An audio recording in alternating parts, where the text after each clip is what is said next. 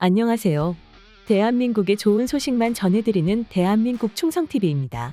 대한민국의 자랑스런 KF-21의 초음속 비행이 성공적으로 끝마쳐졌습니다. 전 국민이 고대하던 KF-21의 비행은 순조롭게 이루어졌으며 상상 이상으로 놀라운 결과를 내주었지만 여전히 초음속 비행을 진행했던 시제 3호기에서 인도네시아의 국기가 지워지지 않아 네티즌들의 고개를 갸우뚱하게 만들었습니다. 인도네시아의 분담금 문제로 한국 네티즌의 여론이 좋지 않은 와중 한국과 공동 개발을 진행하고 싶다고 적극적으로 러브콜을 보내는 나라가 있는데요.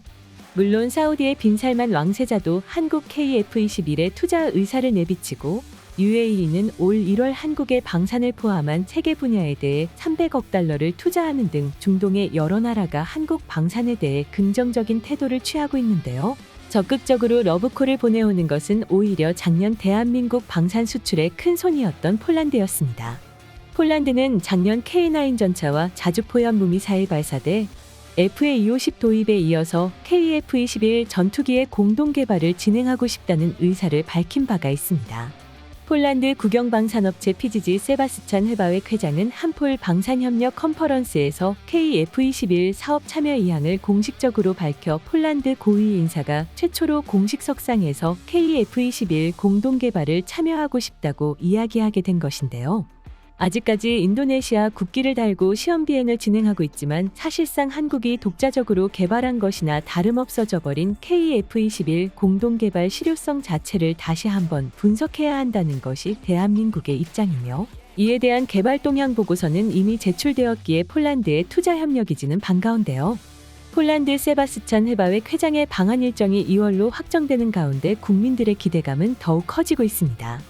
헤바웻 회장의 방안은 전투기 사업을 논의하기 위함이라고 추측되는데요. 헤바웻 회장은 방한 일정을 앞두고 향후 수십 년을 고려한 장기 산업협력을 토대로 안정적인 사업관계를 한국과 구축하길 원한다며 다른 나토 국가들에게 현대식 무기 생산을 함께 제안하고 인도하는 것에도 열려있다고 이야기했습니다. 이러한 적극적인 KF-21에 대한 협력 의지가 폴란드와 한국 간의 공동개발 가능성을 더욱 공고히 하고 있습니다. 폴란드 방산고위 관계자인 헤바웻 회장은 대한민국과 유럽 공동시장 진출을 위한 승리 모델을 강조하며 유럽 진출의 핵심 파트너가 되겠다 자부했죠. 이에 더해 폴란드 공군 무기 도입을 책임지고 있는 치오츠키 국방부 군비정책국장 또한 대한민국과 KF-21 전투기 공동 개발을 진행하여 폴란드의 한국산 무기 컨소시엄 또는 조인트 벤처를 만들면 폴란드 지역 경제 활성화와 장거리 운송 비용 절감에 큰 도움이 될 것이라는 발언을 했습니다. 대한민국과 산업 파트너십 협력을 통해 폴란드가 한국 무기 생산 및 유지를 위한 유럽의 허브센터가 될 거라는 이야기죠. 이로 인해 대한민국 KF-21 전투기의 해외 수출 다각화가 기존보다 빠르게 진행될 것이라는 것이 전문가의 전망입니다. 대한민국의 여론조차 폴란드에 손을 들었습니다. KF-21을 위해 적극적으로 움직이기 시작한 폴란드는 일전 무기 구매 시 빠른 대금 지급을 한 경험이 있는데요. 인예 분담금 문제로 지친 한국 네티즌들은 작년 FA-250 구매 대금 1조 2천억 원을 한 번에 납부한 폴란드라면 믿고 협력할 수 있을 것이라는 의견이 대다수입니다. 폴란드와 국방협력을 넘어 미국과 대등한 동맹국이 되기를 바라는 여론도 다수 있으며 상상 이상으로 폴란드에 대해 긍정적인 반응과 함께 인도네시아 국기만 뒤집으면 폴란드인데 뭘 망설이는 것이냐는 의견이 많았습니다. 대한민국 정부 역시 이번 달 방문하는 폴란드 헤바웻 회장과 KF-21에 대한 회담을 가질 것으로 보입니다. 특히 폴란드는 퇴역한 맥-29와 2040년대에 퇴역할 F-16 전투기를 대체할 미드라이급 기체를 찾고 있는데 이 기체를 KF-21로 선정하여 50대 정도의 KF-21 도입을 진행하며 투자 협력을 한다면 인도네시아에 할당된 물량이 50기 정도이기 때문에 빠르게 인리와 결별할 수 있는 지지대마저 마련해주는 셈입니다. 헤바웻 회장의 방안은 퇴역 수순에 놓인 F-16 등과 맞물로 시기적으로도 대한민국의 KF-21 투자 협력에 대한 확정을 지으려는 것이 분명해 보입니다. 폴란드의 적극적인 해협에 인도네시아 정부는 불똥이 떨어졌는데요. 분담 급납부액을 구체적으로 명시하겠다고 이야기하며 한국과 공동개발을 지속적으로 진행하고 싶다는 의사를 밝혔지만 단지 말만 일뿐 정확한 분담금 납부액을 밝히는 것조차 지지부진되고 있는 상황이며 추가적인 납부가 조금도 이루어지지 않는 모습을 보여 인리와 손절해야 할 시기가 다가오고 있다고 생각됩니다.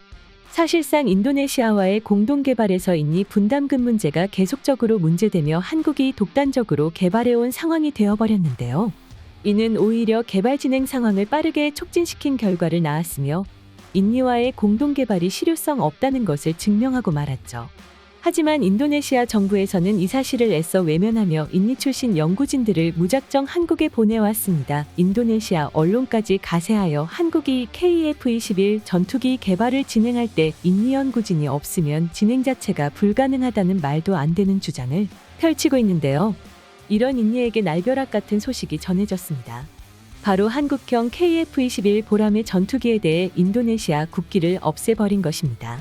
현재 공개된 시제 3호기까지는 인도네시아 국기가 그려져 있지만 핵심 기술 유출을 우려한 한국이 직접적으로 인도네시아 연구진들에 관한 공동개발 참여 금지 카드를 최초로 언급한 것이죠.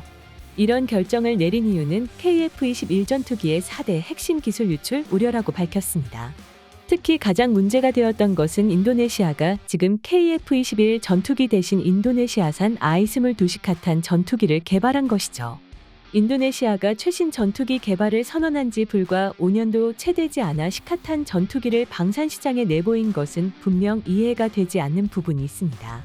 한국의 KF-21 전투기 사업 구상과 기초 단계부터 형상 제작을 하는 것만 해도 10년 남짓의 시간이 걸렸는데 인니가 한국으로 보낸 기술진들이 조금씩 기술을 빼돌린 것이 아니면 이 짧은 시기에 최신식 기체 발표가 의문스럽게 느껴지는 것이죠. 게다가 대한민국의 납부할 분담금에 대해서는 아직까지도 지지부진한 모습을 보이는 반면 프랑스산 라팔 전투기를 대거 구매한 사건이 있었습니다. 프랑스산 라팔 전투기는 KF-21과 비슷한 급의 4.5세대의 전투기로 현재 KF-21의 기술이 라팔 전투기를 앞선다는 전망을 보이고 있죠. 그럼에도 공동개발 중인 KF-21의 분담금은 체납하며 라팔 전투기를 구매한 사건은 인니가 한국과의 공동개발에 관심이 없다고 생각되는 것은 물론 최소한의 예의조차 없다고 느껴졌던 것이죠. 한국항공우주산업은 물론 우리나라 네티즌들의 인도네시아에 대한 반감이 치솟는 사건 중 하나가 되었습니다. 대한민국은 그동안 참을 만큼 참았고 이번에도 인도네시아가 선을 넘지 않는다면 당연한 수순으로 공동개발을 진행하려 하였으나 계속해서 신뢰를 저버리는 인니의 행태에 시제 4호기의 인도네시아 국기가 그대로 들어갈지는 미지수가 되었습니다. 과거부터 한국항공우주산업은 미국의 보잉이나 로키드 마틴 같은 최첨단 생산업체다운 모습으로 계약 이행에 대한 확실한 신뢰를 만들었죠. 그렇기 때문에 이 신뢰를 바탕으로 폴란드가 한국을 지지하게 된 것입니다. KF-21 전투기는 이미 초음속 비행을 성공하고 슈퍼크루징까지 성공적으로 진행되고 있는 자랑스러운 대한민국의 전투기체입니다. 사실상 KF-21 개발은 이미 독자 노선을 타고 있으며 부품 국산화율도 높아지고 있습니다. 이 상황에서 인니와의 협력으로 기술 유출에 대한 위험 부담을 가지는 것보다는 빠른 손절과 폴란드와의 협력으로 우리의 전투기 사업이 빛을 보아야 할 것입니다.